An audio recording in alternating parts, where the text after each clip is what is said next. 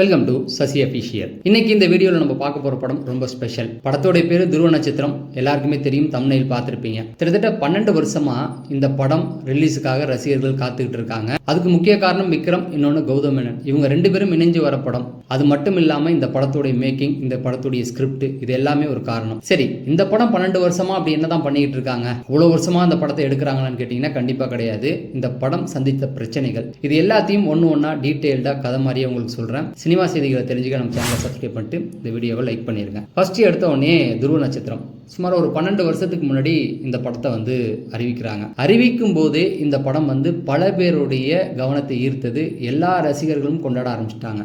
அப்ப விக்ரம் ஹீரோ கிடையாது. ஏன் இவ்வளவு கொண்டாடினாங்க அப்படின்னு பாத்தீங்கன்னா, இது ஒரு இன்டர்நேஷனல் ஸ்பை த்ரில்லர் அப்படிங்கிறது இன்னைக்கு இருக்கிற காலகட்டத்தில் இந்த படங்கள் அதிகமாக பார்த்துருப்பீங்க. அதிகமாக இன்னைக்கு யூடியூப்ல மூவி எக்ஸ்பிளைன் சேனல் இருக்கு, மூவி ரிவ்யூ, நிறைய படங்கள் பார்க்க ஆரம்பிச்சிட்டிங்க. அதுக்கப்புறமேட்டு அமேசான், நெட்ஃப்ளிக்ஸ், இதிலெல்லாம் நம்ம தேடி தேடி படம் பார்க்க ஆரம்பிச்சிருக்கோம்.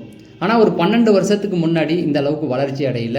இந்த மாதிரி ஸ்பை த்ரில்லர்லாம் தமிழ் சினிமாவில் ரொம்ப கம்மியாக தான் இருக்குது. வந்த படங்களும் பார்த்தீங்கன்னா ரொம்ப கமர்ஷியலை மிக்ஸ் பண்ணி தான் கொடுத்துருப்பாங்க. ஸோ கௌதம் மேனன் இப்படி ஒரு படம் எடுக்கிறாரு அப்படிங்கும்பொழுது பெரிய எதிர்பார்ப்புகள் இருந்தது. அதை தாண்டி இன்னொரு விஷயம் என்ன அப்படின்னு பார்த்தீங்கன்னா, இந்த படத்தில் சூர்யா ஹீரோவாக வராரு. சூர்யா கௌதம் மேனன் அப்படின்னும் போது பெரிய எதிர்பார்ப்புகள் வந்துருச்சு. ஏன்னா அந்த காலகட்டத்தில் சூர்யாவுடைய மார்க்கெட் டாப்பில் இருந்தது. அவர் தான் இண்டஸ்ட்ரியில் ஃபஸ்ட்டாக இருந்தார். அந்த அளவுக்கு ஹிட்டு கொடுத்துக்கிட்டே இருந்தார். இந்த பக்கம் கௌதம் மேனன், இவங்க 2 பேருடைய காம்போவும் பெரிய எதிர்பார்ப்பு கொடுத்தது. ஆனால் இதுக்கு முன்னாடி அவங்க வாரணம் ஆயிரம் அப்படிங்கிற ஒரு படம் பண்ணியிருந்தாங்க. படமே ஓரளவுக்கு கலவையான விமர்சனத்தை பெற்றிருந்தாலும் படத்துக்கான எதிர்பார்ப்பும், படத்தை பற்றின அந்த டைட்டில் அறிவிச்சதுலேருந்து, இவங்க 2 பேரும் சேர போகிறாங்க அப்படின்னு சொன்னதுலேருந்து, அந்த பாட்டு ரிலீஸ்லேருந்து அதிரிபுரியாக இருந்தது. ஏன்னா எல்லாமே ஹிட் ஆச்சு. படம் மட்டும் இன்னும் கொஞ்சம் கிளைமேக்ஸ்லாம் கவனம் செலுத்தியிருந்தாருன்னா படம் எங்கேயே போயிருக்கும். இருந்தாலும் அந்த படம் பெரிய வசூல் செஞ்ச படம். ஸோ அந்த மாதிரியான சூழ்நிலையில் சூர்யா கூட திரும்பவும் கௌதம் மேனன் இணைகிறாரு அப்படிங்கிற செய்தி வந்தோடனே எல்லாருக்கும் ரொம்ப கொண்டாட்டம். இந்த நேரத்தில் சூர்யா ஒரு வேலையை பார்த்து விட்டார். என்ன அப்படின்னு பார்த்தீங்கன்னா, திடீர்னு ஒரு நாள் ஒரு அறிவிப்பை கொடுக்குறாரு. அதுவும் சாதாரண அறிவிப்பு இல்லை, நோட்டீஸ் போர்ட்லேயே அறிவிப்பு மாதிரி எழுதி ஒட்டிட்டார். நான் துருவ நட்சத்திர படத்துலேருந்து விலகிறேன் அப்படிங்கிறத சொல்லிட்டு, எதுக்காக அப்படின்னு பார்த்தீங்கன்னா, 6 மாதமாக கௌதம் மேனனுக்காக நான் வெயிட் பண்ணிகிட்டு இருந்தேன். இந்த சூழலில் கௌதம் மேனன் என்கிட்ட முழு ஸ்கிரிப்டையும் கொடுக்கல, அதனால் நான் அந்த படத்துலேருந்து விலகிறேன் அப்படின்னும் போது அது பெரிய செய்தியாக மாறினுச்சு. இதில் முக்கியமான விஷயம் என்னென்னா, கௌதம் மேனனுக்கே இந்த விஷயம் தெரியாது. நோட்டீஸ் போர்டில் அடித்து ஒட்டினதுக்கப்புறம் தான் கௌதம் மேனன் தெரிஞ்சுக்கிறாரு, நம்மள இந்த சூர்யா அந்த படத்துலேருந்து விலகிறாரு, அவர் மனசில் இப்படிப்பட்ட பிரச்சனை இருக்குது அப்படின்னு சொல்லி. அது ஒரு மாதிரி ஏமாற்றத்தை கொடுத்துருச்சு கௌதம் மேனனுக்கு. ஏன்னா நல்லா பழகிட்டு இருக்கோம், நல்லா ஒர்க் பண்ணியிருக்கோம், ஒரு படம் பண்ணியிருக்கோம். அதுக்கு முன்னாடி காக்கா அதையும் மறந்துட்டேன் பாருங்கள். காக்கா அதுக்கப்புறம் தான் வாரணம் ஆயிரம். 2மே அந்த நேரத்தில் அதிர்புதிரியாக இருந்தது. சூர்யாவுக்கு ஒரு நல்ல நேம் வாங்கி கொடுத்த படம் காக்கா. அதே நேரத்தில் கௌதம் மேனனுக்கும் அந்த படத்தில் பேர். ஏன்னா முதல்ல மின்னலேன்னு ஒரு படம் பண்ணி அதுக்கப்புறம் தான் ஆக்ஷனுக்குள்ளே அவர் இறங்கியிருந்தார். ஸோ 2 பேருக்குமே அதில் ஒரு நல்ல நேம் கிடச்சிருந்தனால இப்படி பண்ணிட்டாரே அப்படிங்கிற ஒரு ஏமாற்றம் அவர்கிட்ட இருந்தது. அதுக்கப்புறம் என்னாச்சு அப்படின்னு பார்த்தீங்கன்னா, இந்த படத்தை ட்ராப் பண்ணிட்டாங்க. அதுக்கப்புறம் இந்த படத்தை பற்றின பேச்சுகள் இல்லை. அதுக்கப்புறம் ஒரு செய்தி வந்தது, ஒரு குறிப்பிட்ட கால இடைவெளி, ஒரு 6 மாதம் 7 மாதத்துக்கு அப்புறம் இந்த படத்தை தொடங்க போகிறாரு. இந்த படத்தில் விக்ரம் ஹீரோவாக நடிக்க போகிறாருன்னும் போது, எப்படி சூர்யா இந்த படத்தில் நடிக்க போகிறாருன்னு சொன்னப்போ ஒரு எதிர்பார்ப்பு இருந்ததோ, அதை விட ஒரு கூடுதலாக ஒரு எதிர்பார்ப்பு வந்துருச்சு விக்ரம் வராருன்னு. ஏன்னா நடிப்பு அரக்கன்னு சொல்லலாம். அவர் உள்ளே இறங்கும்போது இதில் எவ்வளோ மாற்றங்கள் வரும். ஏன்னா இதுக்கு முன்னாடி சாமின்னு ஒரு படம் பண்ணியிருப்பார்.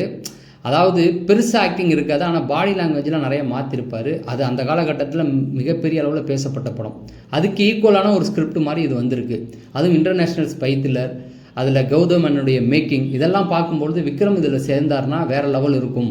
இந்த படத்தில் விக்ரம் இணைகிறாரு அப்படிங்கிற ஒரு செய்திகள்லாம் வந்துச்சு. படத்தை ஷூட் பண்ண ஆரம்பிச்சிட்டாங்க. கிட்டத்தட்ட பல நாடுகளுக்கு ஷூட் பண்ண போனாங்க. அதுவே மிகப்பெரிய எதிர்பார்ப்பை ஏற்படுத்துச்சு. ஏன்னா இது வரைக்கும் இல்லாத அளவுக்கு ஒவ்வொரு கண்ட்ரிலேயே போய் தேடி தேடி ஷூட் பண்ணும்பொழுதும் இதை பற்றின ஸ்டில்ஸ் எல்லாம் வெளிவருது. இதெல்லாம் ஃபஸ்ட் லுக்கெலாம் வெளிவரும்போது மக்களுக்கு ரொம்ப கொண்டாட்டம். ஏன்னா முதல்லலாம் பார்த்தீங்கன்னா இந்த மாதிரி அளவுக்கு யூடியூப்பில் பெரிய அளவு வளர்ச்சி அடையல. நிறைய பேர் யூடியூப்பில் பார்ட்டாக கிடையாது. அதனால் செய்திகள் ரொம்ப கம்மியாக வரும். அந்த ஸ்டில்ஸுமே பெரிய அளவில் வராது, எப்பயாவது ஒன்று வரும். ஷூட்டிங் ஸ்பாட்டில் வர அந்த இமேஜ் எல்லாம் காமிக்கும்போது அது ரொம்ப சூப்பராக இருக்கும். ஸோ இதனாலேயே மிகப்பெரிய எதிர்பார்ப்புகள் இருந்தது. இந்த சூழ்நிலையில் பார்த்தீங்கன்னா, இந்த ஃபஸ்ட் லுக்கு, டீசர் இதெல்லாம் ரிலீஸ் பண்ணும் பொழுது மக்களுக்கு வந்து ரொம்ப ஒரு மிகப்பெரிய கொண்டாட்டம். ஏன்னா ஹாலிவுட் தரத்தில் இருக்குது. கிட்டத்தட்ட இன்னைக்கு ஒரு படத்தை ஹாலிவுட்டில் எடுக்கும்போது எந்த மாதிரியான குவாலிட்டி இருக்குமோ, கிட்டத்தட்ட ஒரு 10 வருஷத்துக்கு முன்னாடியே துருவ நட்சத்திரத்தில் கௌதம் மேனன் பண்ணிட்டார். ஸோ அந்த அளவுக்கு அதோடைய மேக்கிங் இருந்தது அப்படிங்கிறது தான் அது மிகப்பெரிய கொண்டாட்டம். இதே நீங்கள் இன்னொரு விஷயம் பார்த்தீங்கன்னா, இந்த பில்லா படத்துடைய இந்த மேக்கிங் நீங்கள் பார்த்துருப்பீங்க. அதுவுமே வந்து ஒரு ஹாலிவுட் படத்துக்கு ஈக்குவலான ஒரு ஸ்கிரிப்டு ப்ளஸ் அந்த மேக்கிங்கையும் விஷ்ணுவர்தன் பண்ணியிருப்பார். பார்த்தீங்கன்னா ஒரே ஈக்குவல் அந்த மாதிரி இருந்ததுனால ரசிகர்கள் கொண்டாட ஆரம்பித்தாங்க. ஸோ ஃபர்ஸ்ட் லுக்கு வருது, அந்த டீசரை ஒன்று ரிலீஸ் பண்ணாங்க. அந்த டீசரே வந்து பெரிய எதிர்பார்ப்பை திரும்பவும் கொடுத்துச்சு. ஏன்னா இப்போ தான் கிளிம்ஸ்லாம் வருது, அப்போ டீசர் தான் ரிலீஸ் பண்ணிகிட்டு இருந்தாங்க. அந்த டீசரும் பார்த்தீங்க அப்படின்னா மிகப்பெரிய ஒரு எதிர்பார்ப்பு. ஒருத்தர் கடத்தப்பட்டிருப்பார், அவரை வந்து காப்பாற்றுறதுக்காக விக்ரம் வர மாதிரியான அந்த வாய்ஸு, அது விக்ரம் பேசுகிற அந்த வாய்ஸ் ஓவர், அதில் கௌதம் மேனன் வந்து அவரே அவரை கலாய்ச்சிருப்பார். எனக்கு இங்கிலீஷ் தகராறு, நான் தமிழில் பேசட்டுமா அப்படின்னு சொல்லி அவர் கேட்க. ஸோ இதெல்லாம் வந்து கௌதம் மேனனுடைய அந்த ஸ்டைல். அப்பப்போ கோவமாக பேசிக்கிட்டு இருக்க இடத்துல அங்கே சொல்லுன்னு ஒரு காமெடி வச்சுருப்பார். அதை டீசர்லேயும் வச்சுருந்தார். அது அந்த ஃபைட் சீன்லாம் வரும். அதெல்லாமே வந்து அந்த நேரத்தில் வந்து மிகப்பெரிய நம்ம பார்க்காத ஒரு விஷயத்த அதில் அவர் பண்ணியிருக்காரு. கண்டிப்பாக வந்து இது ஹாலிவுட்டுக்கு ஈக்குவலான ஒரு படமாக இருக்கும் அப்படின்ற ஒரு எதிர்பார்ப்புகள். ஆனால் என்ன நடந்துச்சுன்னு தெரியல, தொடர்ந்து இந்த படம் வந்து தடைப்பட்டுக்கிட்டே இருந்தது. இந்த படத்தோடைய ரிலீஸ் டேட்டை வந்து மாற்றி வச்சுக்கிட்டு இருந்தாங்க. விக்ரம் ஒரு கட்டத்தில் இதுக்கு மேலே முடியாதுன்னு சொல்லி அவர் வேற ஒரு ஷூட்டுக்கு போக ஆரம்பிச்சிட்டாரு. ஸோ இப்போ முழு பொறுப்புமே இந்த படத்தில் வந்து கௌதம் மேனன் கைக்கு வருது. கௌதம் மேனனை பொறுத்த வரைக்கும் என்ன ஆச்சு அப்படின்னு பார்த்தீங்கன்னா, அது வரைக்கும் இயக்குனராக அறியப்பட்டவர். அப்போ இந்த படத்தை ரிலீஸ் பண்ணுறதுக்கு வேறு ஆப்ஷனே கிடையாது. பிரச்சனை வருது.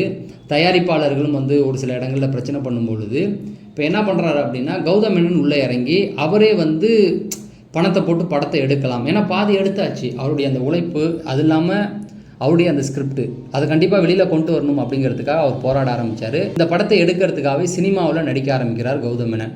கிட்டத்தட்ட அவரே வந்து ஒரு 10-20 படத்துக்கு மேலே நடிச்சிட்டாப்புல.